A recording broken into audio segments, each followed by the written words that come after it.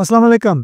पिछली 3 वीडियोज़ में हमने मिडल ईस्ट के अंदर ख़ास तौर पे सऊदी अरब और यूएई के अंदर एआई इंफ्रास्ट्रक्चर के ऊपर जो इन्वेस्टमेंट है, जो एआई के ऊपर जो काम शुरू हो चुका है, उसका जायज़ा लिया और हमने ये डिस्कस किया कि किस तरह से हम इस अपॉर्चुनिटी का फ़ायदा उठा सकते हैं और पाकिस्तान में जो यूथ है, वो किस तरह से अपना स्किल अपग्रेड करके, किस तरह से अपने आप को जो डिमांड आ रही है उसके मुताबिक तैयार करके एआई की मुख्तलिफ जो टूल्स हैं, मुख्तलिफ जो एप्लीकेशंस हैं, मुख्तलिफ जो फीचर्स हैं, मुख्तलिफ जो फील्ड्स हैं, उनको लर्न करके किस तरह से वो आगे अपने आप को मार्केट कर सकते हैं, किस तरह से हम अपने आप को डिसिप्लिन कर सकते हैं और एक 6 महीने का स्टडी प्लान लेकर कोशिश कर सकते हैं कि हम 6 महीने के बाद इस लेवल पे आ जाएं कि हम अपने आप को मार्केट कर सकें, अपने आप को प्रेजेंट कर सकें इस सुनहरी मौका के लिए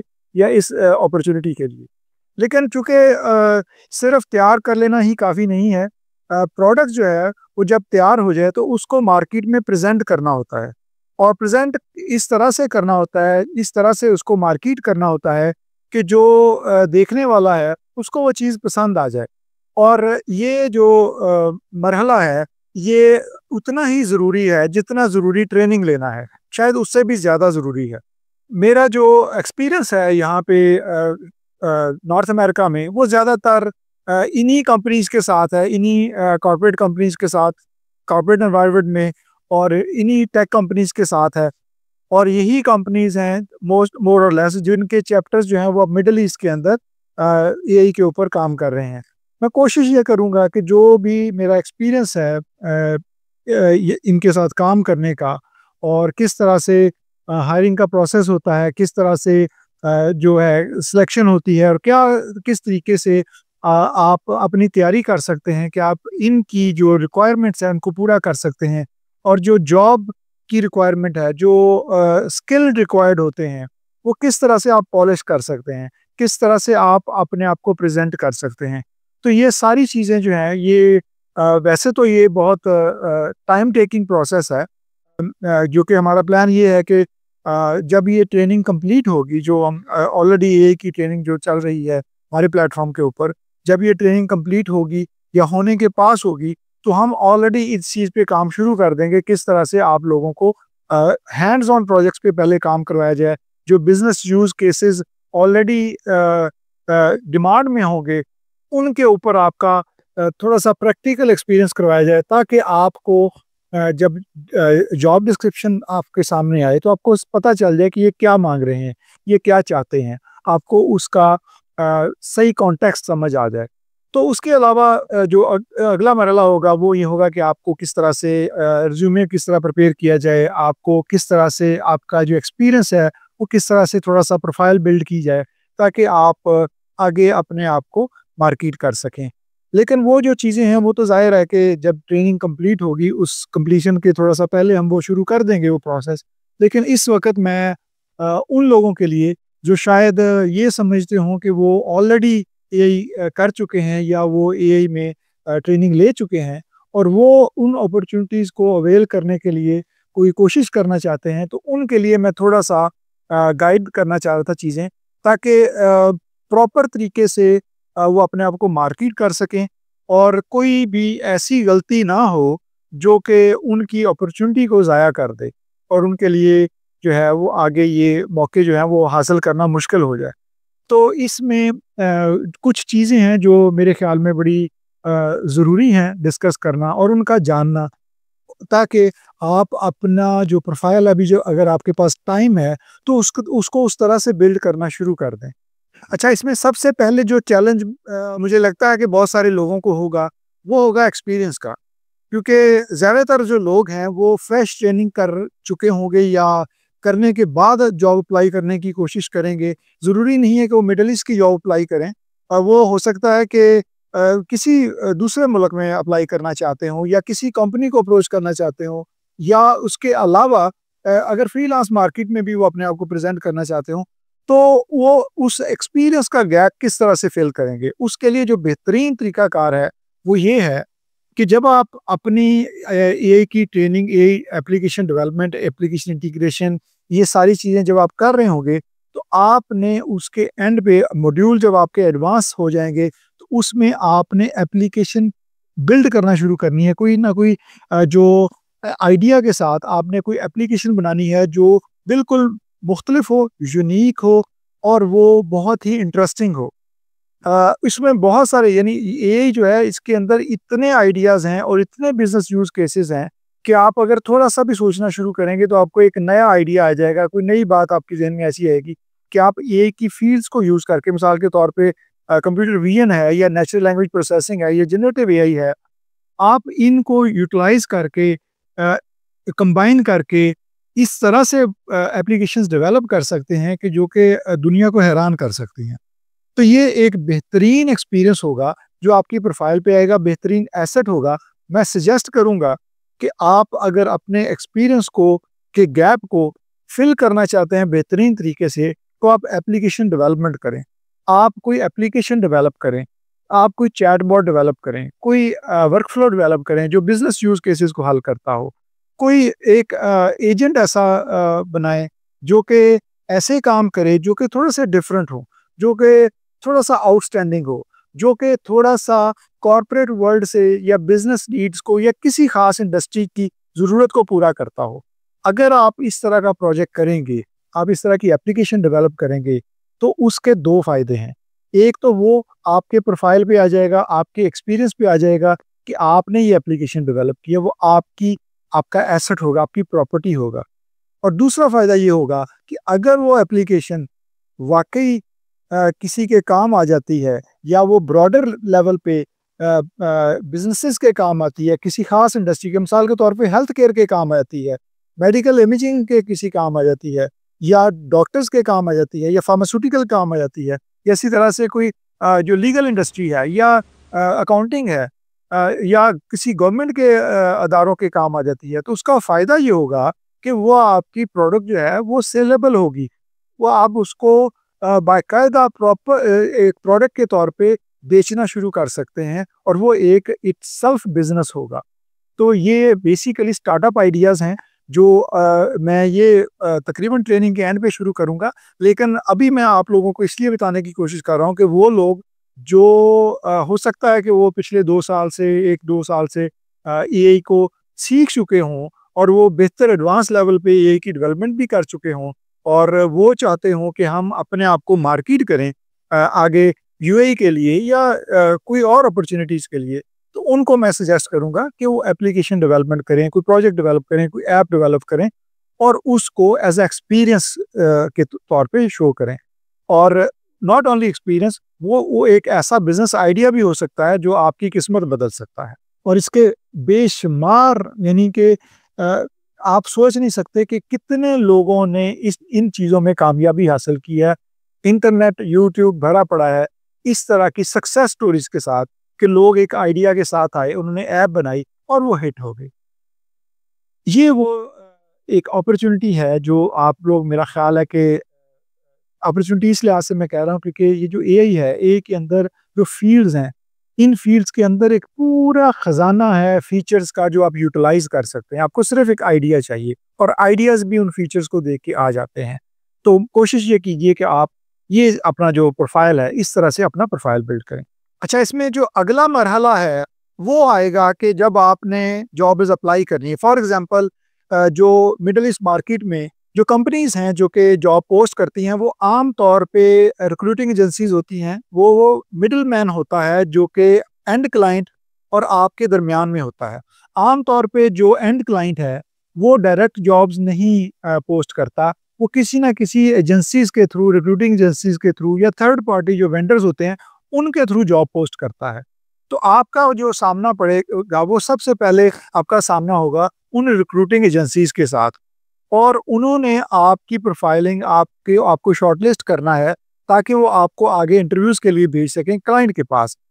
तो आपने अपने आप को सबसे पहले तो कम्युनिकेशन आपकी, जैसे कि मैंने पिछली वीडियो में बताया था कि आपको कम्युनिकेशन जो है ना वो बहुत ज़रूरी है। 80% जो आपका जो एसेट होगा, जो आपकी प्रोफाइल पे काम आएगा, वो आपकी कम्युनिकेशन होगी, जो आपको इन अपॉर्चुनिटीज़ को हासिल करने के लिए चाहिए। तो आपकी कम्युनिकेशन जो है उसको रिक्रूटर्स ने जज करना होता है। उन्होंने ये देखना होता है कि इस आदमी की कम्युनिकेशन कैसी है। वो पहली कॉल के अंदर ही आपको असेस कर रहे होते हैं और उन्होंने सिर्फ आपको असेस नहीं करना। जैसे मैंने पिछली वीडियोज़ में बताया कि ये मंडी है, यहाँ पे उनके पास मुख्तलिफ चॉइस होगी, ऑप्शंस होगी कि वो आपको चूज़ करें या किसी और को चूज़ करें। तो आपने कोशिश ये करनी है कि आपका नॉट ओनली स्किल, आपकी कम्युनिकेशन भी इस लेवल पे हो कि वो आपसे इम्प्रेस हो, उसको लगे कि अगर मैं इस बंदे को आगे क्लाइंट को प्रेज़ेंट करूँगा, तो क्लाइंट खुश होगा और क्लाइंट जो है वो हमारे लिए एक क्रेडिट की बात होगी कि हमने उसको ये बंदा दिया है। तो दैट मीन्स कि आपने अपने आप को प्रेजेंटेबल बनाना है, अपनी कम्युनिकेशन को उस लेवल पे लेके जाना है और आपका जो रिज्यूमे है वो इंतहाई प्रोफेशनली आपको आपके एक्सपीरियंस को, आपके स्किल को प्रेजेंट करता हो। ये बहुत ही ज़रूरी चीज़ है। जब आपको लेट्स से फॉर एग्जांपल आप जब अपने आप को प्रेज़ेंट करते हैं, इसका भी ऐसा इसमें कुछ चीज़ें ऐसी हैं जो आपको ख़्याल रखना पड़ेगा। कुछ गलतियाँ जो लोग कर जाते हैं वो ये कि अगर एक जॉब पोस्ट होती है तो हर जॉब के पीछे पड़ जाते हैं। यानी वो सिर्फ ये देखते हैं कि जॉब का टाइटल क्या है, वो जॉब डिस्क्रिप्शन को नहीं गौर से देखते। कोशिश ये कीजिएगा कि आप जो भी जॉब अप्लाई करना चाहते हैं, उसकी जॉब डिस्क्रिप्शन गौर से देखिएगा, वरना आपके लिए शर्मिंदगी हो सकती है। क्योंकि जब आप बगैर जॉब डिस्क्रिप्शन देखे रिक्रूटर से बात करेंगे, तो वो आपसे जॉब डिस्क्रिप्शन के बारे में पूछेगा, वो उसके मुताबिक क्वेश्चन करेगा। पर अगर आपको उसका नहीं पता होगा, तो आपको एम्बैरेसमेंट होगी। दूसरी वजह ये हो सकती है कि जॉब डिस्क्रिप्शन में हो सकता है वो टूल्स पूछे गए हों जो आपको नहीं पता, जो आपके रिज्यूमे पे नहीं है। और जब आप रिज्यूमे उसको सेंड करेंगे तो वो तो मैच नहीं करेगा, तो वो आपको बिल्कुल इग्नोर करेगा। वो उसको पता चल जाएगा कि आपको इस जॉब डिस्क्रिप्शन की ही समझ नहीं आई, यानी आप पहले लेवल पे ही फेल हो जाएँगे। तो आपने बड़े गौर से जॉब डिस्क्रिप्शन देखनी है और याद रखिएगा, अगर आप उस जॉब डिस्क्रिप्शन पे पूरे उतरते हैं, तब आपने अप्लाई करना है, अदरवाइज़ नहीं करना। उसकी वजह ये है कि अगर आप ऐसे ही अप्लाई करते रहेंगे, तो इन लोगों के पास ज़्यादा टाइम नहीं होता कि वो आपको बार-बार एंटरटेन करें। वो क्या करते हैं कि अगर आप बगैर वजह के अप्लाई किए जा रहे हैं, मुख्तलिफ कंपनीज़ में अप्लाई किए जा रहे हैं, आम तौर पे ये जो रिक्रूटिंग कंपनीज़ होती हैं, ये किसी एक बड़ी पेरेंट कंपनी की ब्रांचेज़ होती हैं, ये उसका हिस्सा होती हैं। इनका एक कॉमन डेटाबेस होता है। जब आप किसी एक रिक्रूटर के साथ कम्युनिकेट करते हैं, वो नोट्स लिख रहा होता है और जब आप बगैर देखे, बगैर सोचे-समझे जॉब्स अप्लाई करते रहते हैं, सिर्फ़ डेस्परेशन के साथ, उसका रिज़ल्ट ये होता है कि वो कमेंट डाल देता है आपके बारे में। तो उसका नुकसान क्या होगा कि जब आप दोबारा अप्रोच करेंगे उस कंपनी को किसी और अपॉर्च्युनिटी के लिए, वो आपको इग्नोर कर देंगे और इस तरह से आप अपने आपको लिस्ट से निकाल देंगे बाहर। तो कोशिश ये करें कि जो भी जॉब आपने अप्लाई करनी है, आपके अगर जो टूल्स आपके तैयार हैं, अगर उसके मुताबिक है या जो जॉब डिस्क्रिप्शन है, अगर आप उसपे पूरे उतरते हैं तब अप्लाई करें। अगर आप पूरे नहीं उतरते, अपने आप को उस जॉब डिस्क्रिप्शन के मुताबिक तैयार करें, ताकि आप उसपे कम से कम 70-80% उसपे पूरे उतरते हों, तब आप उनको कॉल करें या उनको रीच आउट करें या उनको रिज्यूमे भेजें।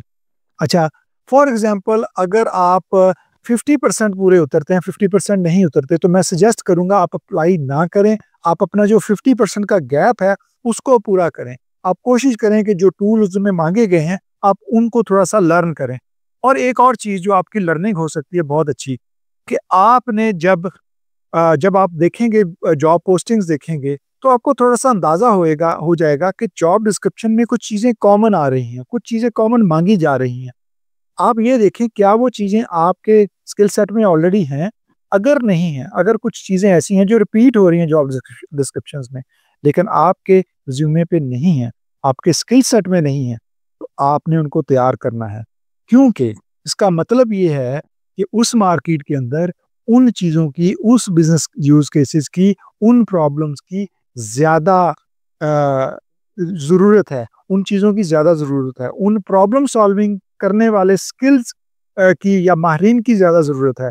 तो आपने कोशिश ये करनी है कि जब आप जॉब डिस्क्रिप्शन देखें, उसमें से आप ये चीज़ लर्न करें कि क्या चीज़ें हैं जो रिपीटेडली आ रही हैं और वो आपके स्किल सेट में नहीं हैं। तो ये वो कुछ चीज़ें हैं जो आपको जॉब अप्लाई करते हुए ज़रूरी देखना होगी। मैं फिर आपसे दोबारा सजेस्ट करता हूँ कि डेस्परेशन में हर जॉब को अप्लाई ना कीजिएगा, वरना वो आपको इग्नोर करेंगे और उसके बाद आपकी अपॉर्चुनिटीज़ बहुत कम हो जाएंगी। आपने बहुत वाइजली, अक्लमंदी के साथ ये चीज़ें करनी हैं, बहुत सोच समझ के आपने अप्लाई करना है। जब आप उनके मेयार पे पूरे उतरते हैं, तब आपने अप्लाई करना है। अच्छा, अगला मरहला ये हो सकता है कि अगर आप रिक्रूटर को पसंद आ जाते हैं या जो मिडलमैन है उसको पसंद आ जाते हैं, वो आपकी प्रोफाइल, आपका रिज्यूमे आगे फॉरवर्ड करेगा एंड क्लाइंट को इंटरव्यूज़ के लिए, और वो इंटरव्यूज़ आमतौर पे टेक्निकल होंगे। तो आप अपने आप को तैयार रखिएगा टेक्निकल इंटरव्यूज़ के लिए। और टेक्निकल इंटरव्यूज़ में सिर्फ टेक्निकल आपके स्किल्स नहीं असेस होते, वहाँ पे आपकी कम्युनिकेशन भी चेक होती है, आपकी आपके इंटरपर्सनल स्किल चेक होते हैं। अब इंटरपर्सनल स्किल क्या है कि कम्युनिकेशन के अलावा वो आपका माइंडसेट चेक करते हैं, आप कितना प्रोफेशनल हैं। आप आपसे वो कुछ सिनेरियोज आपको दे सकते हैं कि अगर ये प्रॉब्लम आप कैसे सॉल्व करते हैं, और जब आपको कोई मसला आ जाता है उसको आप ट्रबल शूट कैसे करते हैं, आप किस चीज़ को कैसे डिबग करते हैं, आप टेस्टिंग अपने जो आपने चीज़ की होती है उसकी कैसे करते हैं। ये वो सारी चीज़ें होती हैं जो आपकी असेस करते हैं कि आप एज अ प्रोफेशनल कैसे हैं। तो कोशिश ये कीजिएगा कि आप अपना बेस्ट शॉट दें वहाँ पे, क्योंकि ये आपका एक चांस होगा। ये कंपनीज़ जो हैं ये बहुत बड़ी हैं। मिडल ईस्ट के अंदर ख़ास तौर पे जो कंपनीज़ काम करती हैं वो बहुत बड़ी कंपनीज़ होती हैं, बहुत बड़े प्रोजेक्ट्स होते हैं और बहुत लंबे चलने वाले प्रोजेक्ट्स होते हैं। और ये बड़ी वाक़ई गोल्डन अपॉर्च्युनिटी होती है, अगर आप उस लेवल तक चले जाते हैं। तो कोशिश ये कीजिएगा कि उस लेवल तक जाने से पहले आपकी तैयारी पूरी हो, क्योंकि अगर आपकी तैयारी नहीं होगी तो आप वहाँ पे उस अपॉर्चुनिटी को मिस कर देंगे। तो उसके बाद आपका इंप्रेशन जो है उस क्लाइंट के साथ भी और उस रिक्रूटर के साथ भी खराब हो जाएगा। तो पूरी कोशिश ये है आप वो गलतियाँ ना करें, जो अपॉर्चुनिटीज़ होंगी या जो आपके करियर के जो गोल्स होंगे उनसे दूर कर दें। वैसे मैं कोशिश ये करूँगा कि जैसे ही हम ये ट्रेनिंग जो हमारी तकरीबन एडवांस लेवल पे चली जाएगी, तो इंशाल्लाह मैं जो मेरे स्टूडेंट्स हैं उनको मैं उस तरह से प्रिपेयर करना शुरू कर दूँगा। क्योंकि जो एंड पे जो कुछ आपके टेस्ट होने होते हैं, जो जिस तरह से आपको इवैल्यूएट किया जाता है, जो आपकी स्क्रीनिंग होती है, उसको अगर आपको 2-3 महीने पहले ही तैयार करना शुरू कर दिया जाए, तो आपकी काफ़ी बेहतर तैयारी हो सकती है। लेकिन इस वीडियो का मकसद ये था कि उन लोगों को जो कि हो सकता है कि वो आने वाली जो अपॉर्चुनिटीज़ है चंद महीनों में, उन पे वो कोशिश करना चाहते हों, तो उनको थोड़ा-सा गाइड कर दिया जाए ताकि वो गलतियाँ ना करें और जो भी अपॉर्चुनिटीज़ उनके पास आएँ, वो कामयाबी के साथ उनको हासिल कर सकें। उम्मीद है कि ये जो सजेशंस हैं, तजावीज़ हैं, ये आपके काम आएँगी और आप कोशिश ये कीजिएगा कि डेस्परेट ना होइएगा, क्योंकि अपॉर्चुनिटीज़ आती रहेंगी, लेकिन आपकी जो रिप्यूट है, वो ज़्यादा मैटर करती है। इसलिए अपना बेस्ट शॉट दीजिएगा। अल्लाह ताला आपके लिए आसानियाँ करे और आपको लोगों के लिए आसानियाँ करने की तौफ़ीक दे। खुदा हाफ़िज़।